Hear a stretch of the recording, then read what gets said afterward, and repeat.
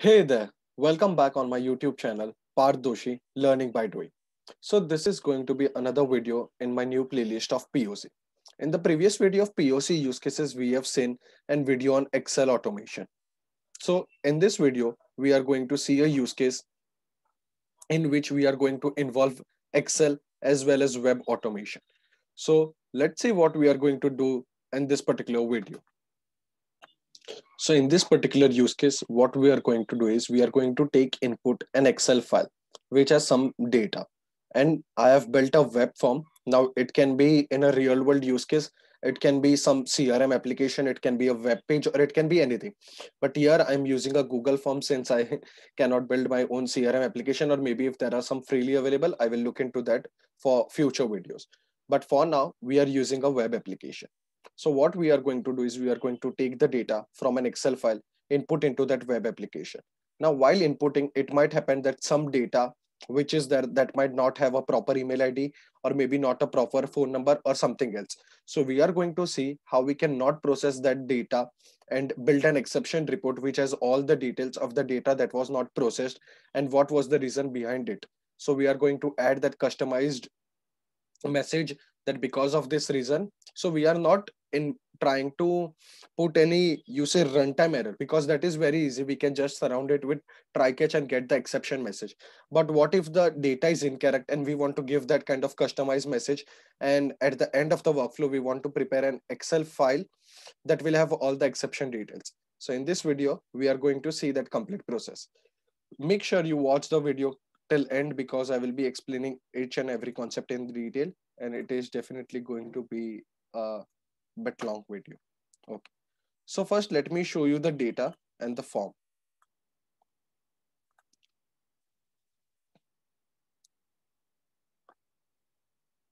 So this is my data. This is the sample dummy data that I've prepared. Now this kind of use case can there be in your organization which you might encounter or which you might have already encountered. So you see I have ID, name, email, gender and phone number.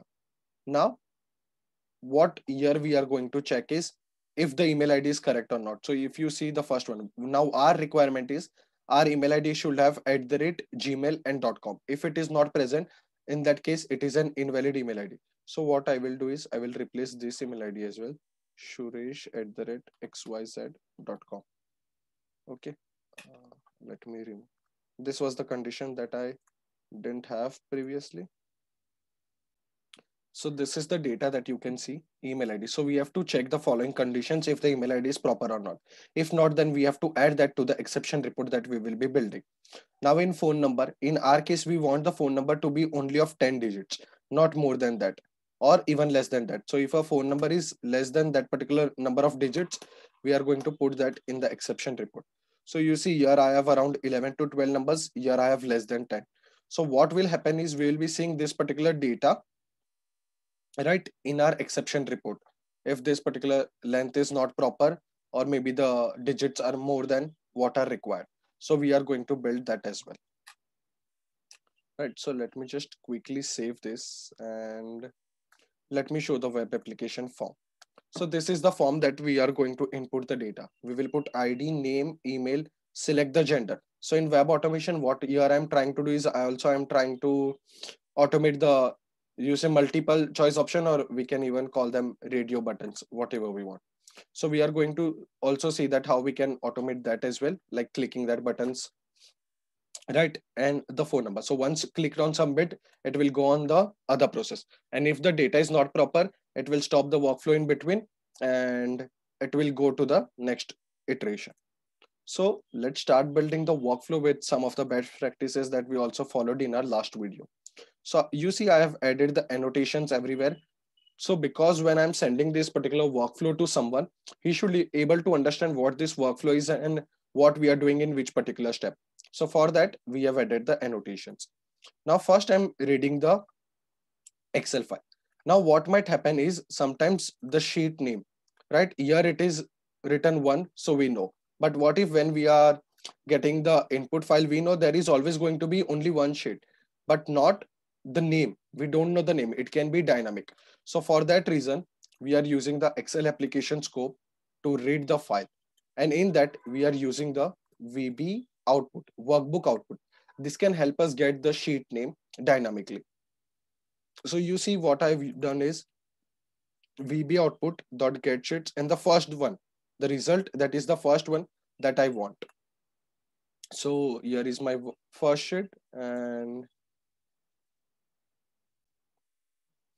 so yeah, this is how we can get the Excel file sheet name dynamically. So we have done that, and the annotation, as you can see, reading the Excel and getting the sheet name dynamically and storing the data in the data table. And don't worry about the workflow. I will be giving the GitHub repo link in the description, so you can have the access to the complete workflow. Now what I'm doing is I'm building a data table for my exception report. Now we know that every one element can be identified uniquely with its ID. So in exception report, we are going to add the ID, that is, you can say ID. Then I have processing date time. So what time it was processed, we are going to add that, and the exception message, which we are going to add the customized message. We'll be seeing that how we can do that. So here I'm building the data table because I want the exception report in an Excel file, right? So for that reason, I'm adding this. Now the comes the main task of taking the data from an Excel file row by row, adding the customized exception message, and if the data is proper, then will be put into the Excel file, into the web form. Now what I've done is I've used a new set of, you say, automation activities, that is UI automation next. So what you need to do is you need to go to manage packages, type UI automation. Right. And now once you install UI automation next activities, what you have to make sure is the version of UI automation next and UI automation is the same. If you don't keep the same version, you won't be seeing the activities of UI automation next, which are very much more reliable than the previous automation activity that we need to use. So if I type UI automation next, you see these are the sets of activities. Now I'm iterating through the data table each row, and I'm assigning the variable VID with the value of row of item ID dot toString. So basically what I'm doing is I'm assigning each ID one by one when it is getting processed. Right. Now use application browser is the activity that we have to use. Like we have different scope, like we have Excel application scope, like we have scope in, I think when we use Google Suite activities or when we use that kind of activities, we have different scope. So here also we have this kind of, you say, use application or browser, wherein we indicate the browser in which we want to perform the automation. So I've given the form link over here, which is this, as I showed you earlier. Now the simple sets of activities that we do, type into ID. Now I have typed over here, you see this. Now if I indicate this on screen, edit target, let me indicate this. You see this. So I've indicated the fill along with the anchor. So when we use normal automation activities, we have to use anchor base, one to identify the, to like give what is the anchor, and one to identify the field. But here in this UI automation next activities, you can do that just within the same activity. You can indicate multiple anchors. If I want to indicate one more, right? Anchor, I can do that when I'm indicating from the scratch. So this is the advantage of UI automation next activities, right? Similarly, I've done the type into name. As you can see over here, type into name, row of name dot toString is the syntax to get the value of the name for this particular row. Right, moving ahead. Now here is where I want to check the condition if the email ID is proper or not. So as I said earlier, I have three conditions. One is it should content @ one is it should content.com, and one it should content Gmail. So if there is anything else than that, it should go to the exception. Now, before going to the exception, let me show you how we are typing the email. So it is simple. As we have typed the name, we are using the type into activity to type the email, right? And after that, I'm adding a data row to which data table, that is my exception data table that I've built. Now what I'm passing, the ID date time dot now. Now it will give me the date along with the time when my that particular workflow is getting processed, and I'm adding a customized message, invalid email ID, because if the email ID is wrong, then only we will be giving to that particular ID. So once that is done, I'm doing continue. So don't worry why we are doing this and how will we seeing the customized message and the exception report. Once we run the workflow, we will see that in that particular output, right? So in this way, I'm checking the condition for the email. If it is proper, right, then I'm typing it. If not, then I'm just adding it to the exception. Now after that, I need to do the page down because other elements. So if I have this and I would do page down, then only I can get the mail and the phone number properly visible, because the element should be properly visible when we are typing the data. So for that, I've used a keyboard shortcut. Again, that activity is from here, keyboard shortcut. Now, if for gender, if it is female, then we need to select the checkbox female. If it is, okay, let me just delete this, cut, delete this as well because it is single. That was just because I was trying something previously. So you see, for radio buttons also, now this is the option where I'm giving 2 click options, but you can also pass the value dynamically of the row. So the AA name, which we have in the selector, you can edit that and pass a variable over there. So it can be an easy task, but just for your the learning purpose, I'm doing this, right? So we have these 2 click options. After that, phone number, what we are doing is we are checking the length. If it is equals to 10, then we want to type it. Else what we want to do is add it to the exception. Now what exception we are giving over here is invalid phone number. Again, we are passing the ID date time dot now. So we get the proper information and very precise information that for which ID actually there was the error, and we need to check why it was not processed. So that is how I can give the customized message. I will be showing how the exception report is actually looking. After that, very simple, and the last task that we need to do is click on submit. So now when I click on submit, after that, I don't want to close the browser. I want to perform one more entry. So what I will do is I will just go back to the previous page that was there, and I will start the execution again. So once I go back, it comes to the below page, right? Once I click go back after submitting, it shows me this way. So what I'm doing is I'm doing a page up and then again starting the process of iteration. So this is here I'm doing page up. Previously I was doing page down because I wanted the UI elements of the below page. Here I want the UI elements of the starting page, right? So that is how you see we have built our complete workflow. Let me just take you again through the complete workflow so we get the clear understanding. Let me just quickly expand. So we started with iterating or looping through each row. We opened the browser, type into the ID name. In email, we checked the condition and we added the exception, right? Here for exception, you like, I don't want you to misinterpret it because we are not using try and catch and we are not capturing any runtime exception. But here we are catching the exceptions that are related to the invalid data in our Excel file or the input file, you can say. Then I'm checking the gender. For phone number, we have the constraint, right? And okay, what I will do is I will do convert dot to double bracket, and I will do this.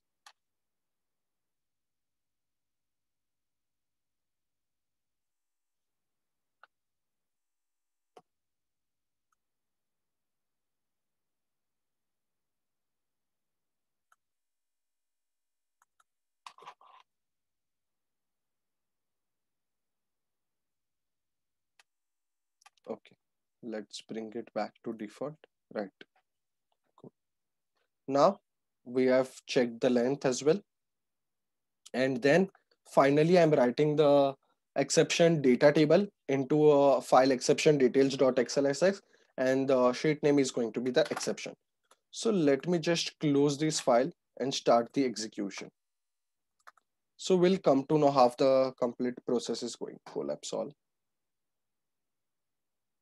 And let me just keep this.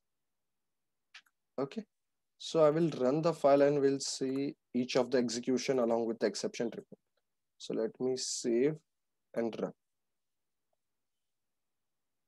Also, make sure you follow me on Twitter, GitHub, LinkedIn, and Medium.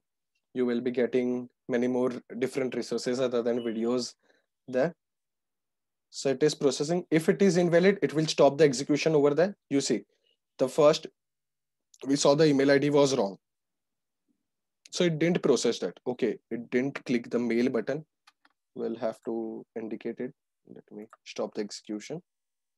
So I won't edit all this part because I want you all to know like how we can correct the errors as well, because no workflow is built perfect in the first go, right? So if for gender, okay.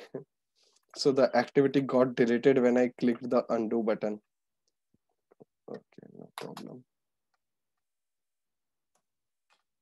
I will just quickly indicate it. Mhm. This is, see, so many times we make very common mistakes which we think or which we might get confused with. And mail, let me click on confirm. So this is how we use UI automation activities. You saw how quickly I indicated the anchor as well as the area that I wanted to click. So let me just close Chrome, save and execute. Now let's wait for the execution to get complete. Before that, let's wait it to get started. So I think if there is 19, I think entries, it shall take around 3 minutes or maybe less, not sure. It clicked mail, right? It typed the phone number, it clicked on submit. Now after that, I am navigating back, which option that you had seen. Okay, I think I have changed something over there.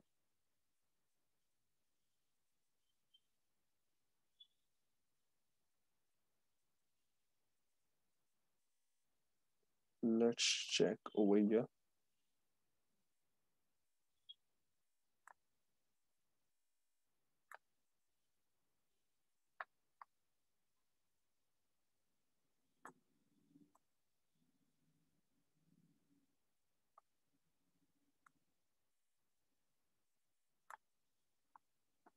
Okay, it is there.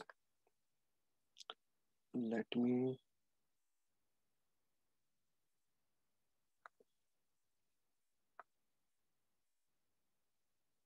nothing is changed. I will execute it again.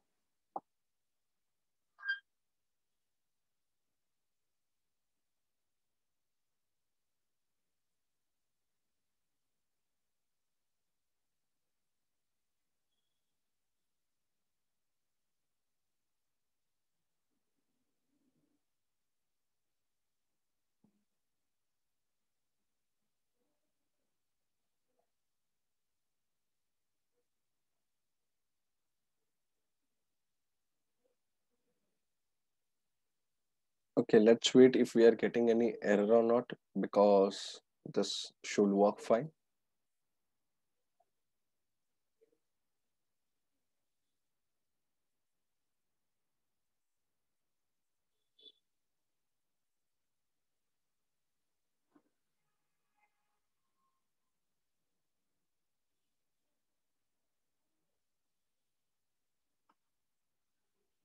We might have to wait 30 seconds for the error to come.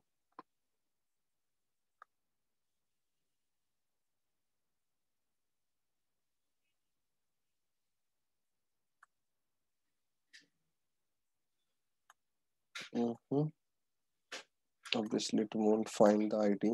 Let me just delete this and navigate browser. Let me edit again. Go back, save, and let's run the file.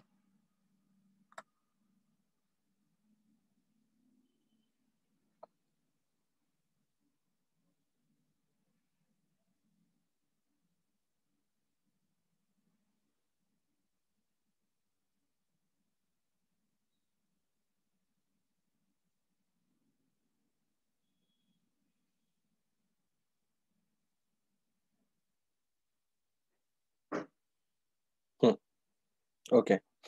I'm totally not sure what was the problem. I haven't changed anything as you saw in the video. It is automatically working fine, right? So you see the correct data, it is entering. The first one, it didn't enter, and we'll be seeing that error.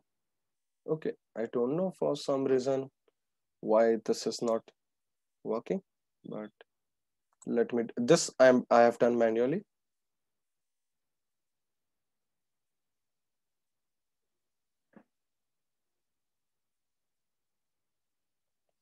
I will have to check why this is not working. The navigate to.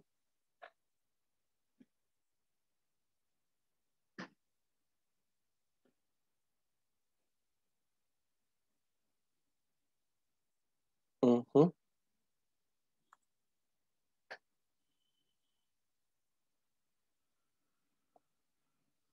Okay, for some reason the navigate 2 is not working. It worked for the first time, but not now. See,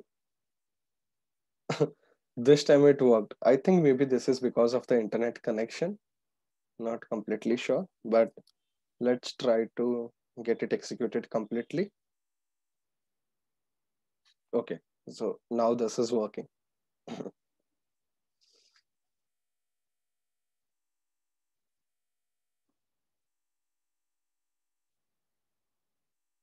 Also, I'm not cutting this part because we should come to know like what are the errors coming and how to resolve them. So again, it didn't go back. So I think I have to do that manually. Yeah, we have reached till 12. So we have to manage to move 7 IDs made.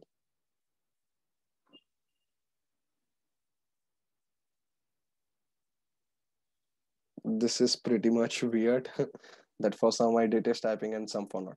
But you see, this is how we have built the complete workflow, which involves Excel plus web automation. Now, when it goes to a real world business use case scenario, what difference can there be is the data which you have might be more in a large volume. And instead of this kind of Google form, you might have a sub form on a web page, or you might have a CRM application where you need to type the data. But the steps you need to do are this only. You need to make sure. So many times it might happen that in your organization it was not suggested to build that exception report, but by learning through this video you can give that extra pointers that we can have something like this, so that it becomes easier for the client to understand where the data was wrong or which data was incorrectly given. So they also have the complete report if the data is missing in our database or in our company's database. So this is how this exception report is very much useful. This was the one of the main thing that I wanted to show in this particular video, that how you can build that particular exception report. And this can be majorly used when only you are working with Excel automation and you need that kind of validation in your data, right? You need to see if the data is proper or not. So in that cases you can use this kind of things. So I think this is the last entry. Yeah. And after this, we'll be seeing the exception report that is generated, and the data is already processed as we know because it is showing submitted. Now I think the execution will get completed. Yep. So we successfully managed to complete the execution. In between, there were the errors. I think that is because of internet connection or be some other thing. But you can use this kind of different activities. And now in the exception report, let's see it. Okay. So you see there were errors in this particular operations, right? Okay. So this is, I think this was previously there. That's why it has came. But here you see, we have error report for 1459 and 15. So let me open this and let's check. For first one, it is invalid email ID, right? For the fourth one, it is okay. I think it is invalid email ID. Yeah, because this was encountered first, so we have that invalid email ID. Later we have for after fourth, we have for fifth, it is invalid phone number. Then we have for nine, invalid again email id, and we have for 15 invalid email id. So you see we were successfully able to generate the exception report. Now we know which ones were processed and which ones were not. So this is how